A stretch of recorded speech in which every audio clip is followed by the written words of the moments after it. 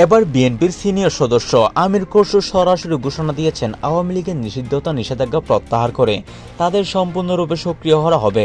অর্থাৎ আওয়ামী লীগ নিষিদ্ধ প্রত্যাহার করে সরাসরি তাদের কামব্যাক করতে এমন নির্দেশ দিয়েছেন বিএনপির এই সিনিয়র নেতা। তিনি বলেন, বাংলাদেশের রাজনৈতিক ইতিহাসে আওয়ামী লীগ হচ্ছে এমন একটি দল যারা মুক্তিযোদ্ধাদের সবসময় প্রায়োরিটি দিয়ে এসেছে। অন্যান্য কোনো দল এত পরিমাণ মুক্তিযোদ্ধাদের প্রায়োরিটি দেয় নাই। তাই আওয়ামী লীগের ভূমিকা থেকে লক্ষ্য করে দেখলে বোঝা যায় তাদের নিষিদ্ধতা প্রত্যাহার করে তাদের সচল করলে বাংলাদেশে পূর্ণ গণতন্ত্র, পূর্ণ স্বাধীনতা, পূর্ণ ঐক্য প্রতিষ্ঠিত হবে। এ সময় আমির খসরু আরও বলেন, আওয়ামী লীগ এমন কি ভুল করেছে? কোটা আন্দোলনে কিছু ছোট ছোট ভুল ছিল, যে ভুলের কারণে আজকে তারা দীর্ঘ সময় ধরে নিষিদ্ধ। কেন নিষিদ্ধ হবে? একটি ছোট কারণে। একটি ছোট ভুলের কারণে তো একটি দল এভাবে নিষিদ্ধ হয় না। জামাতের মতো রাজাকার, যেখানে 1971 সালে রাজাকারী কাজ করে বাংলাদেশের মানুষের বিরুদ্ধে গিয়ে আবার বাংলাদেশের রাজনীতি করার সুযোগ পেয়েছে, তাহলে আওয়ামী লীগ এমন কি ভুল করেছে তাদের তুলনায়?